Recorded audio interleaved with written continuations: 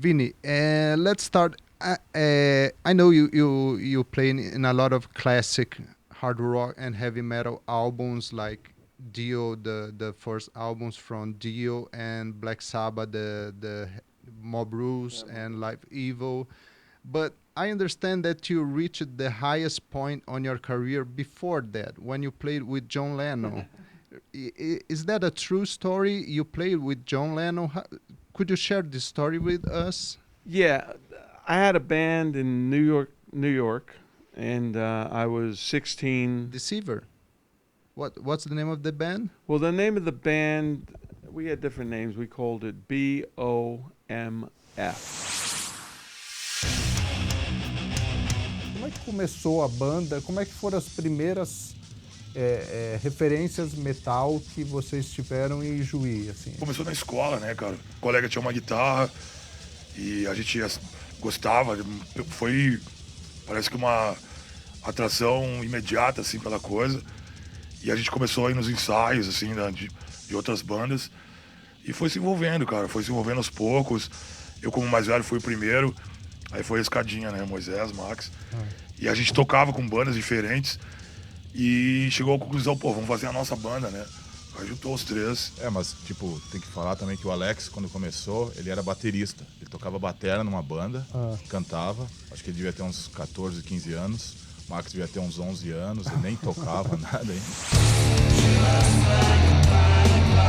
If we read your life, you've been through different phases in the last 3 decades. My impression is that you put music in a different level, like an immaculate level, to have these strong works. Is that correct? Well, the music and the lyrics usually are two different bodies of work. Sometimes the music and lyric will be written at the same time, but usually it's not. Lyrics are written separately, so a lot of times the lyrics don't match the music. A lot of times I've written over the years about what's going on in my personal life, so that changes depending on what's going on in the world, in my business, and in my personal life. But the music doesn't. The music's always the same. Está aqui com Steve Vai, que é considerado talvez o maior guitarrista do mundo. When did you realize you had such a talent to compose and on guitar? Well,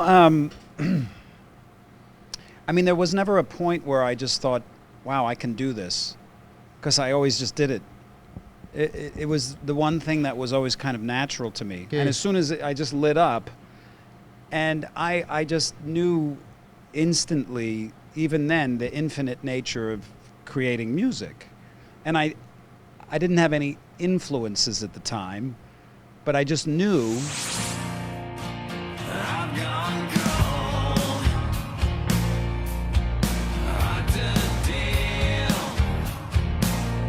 Let's start with the new record.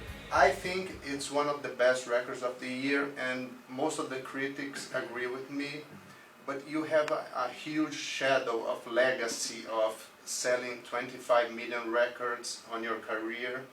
And how does that affect you guys when you have to release a new record, given the fact that you have this huge legacy behind you? In terms of creative output, we're going to be always the harshest critics on ourselves, and we're going to put ourselves through the ringer to do our best.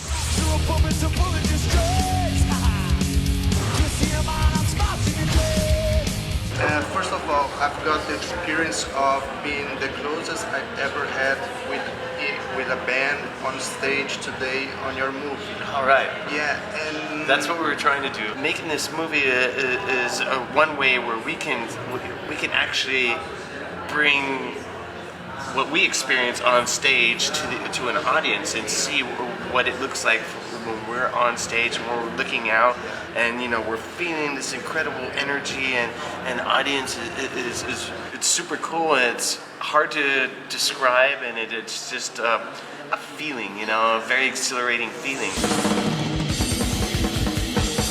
30 anos tem tempo para... De original tá só o Paulo. O Paulo é da primeira original. formação, é.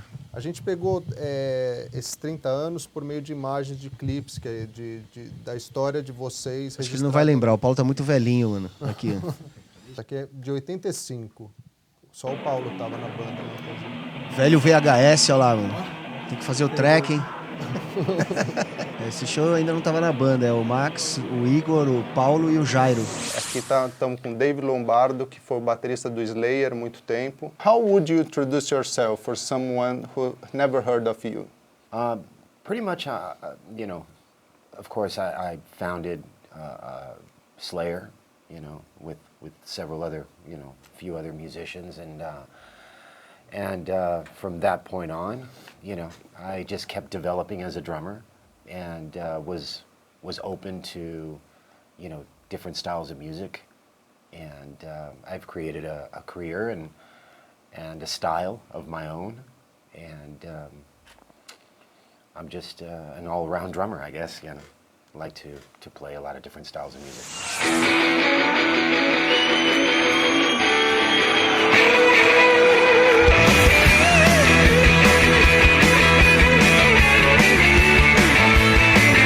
Você está lançando um produto e, na verdade, você não está fazendo muita divulgação, aparentemente, do produto que você está lançando. É uma estratégia sua de volta, agora que você ficou alguns anos fora da mídia? Na verdade, eu fiquei um ano e meio fora da mídia. E se trata de uma estratégia, e sim de uma coincidência, como você disse, uma coincidência cósmica. O que acontece? Esse CD, esse DVD, ele ficou particularmente, modéstia à parte, fabuloso, né? Com o tipo de fotografia, o tipo de exercício cinematográfico que me atrai. You just released For All Kings, and there's this industry bankrupt on music. And they say there's no new music, there's no new good bands, no new good records. What motivates you guys on keep doing like this good music after all these years? It's not that we're motivated. Well, I guess you could say we're motivated to make good music because we always try our best, you know, to write the best songs we can, to be a great live band, whatever. But we just love being in a band. That's all. That's all the motivation I need personally. I just like being in Anthrax.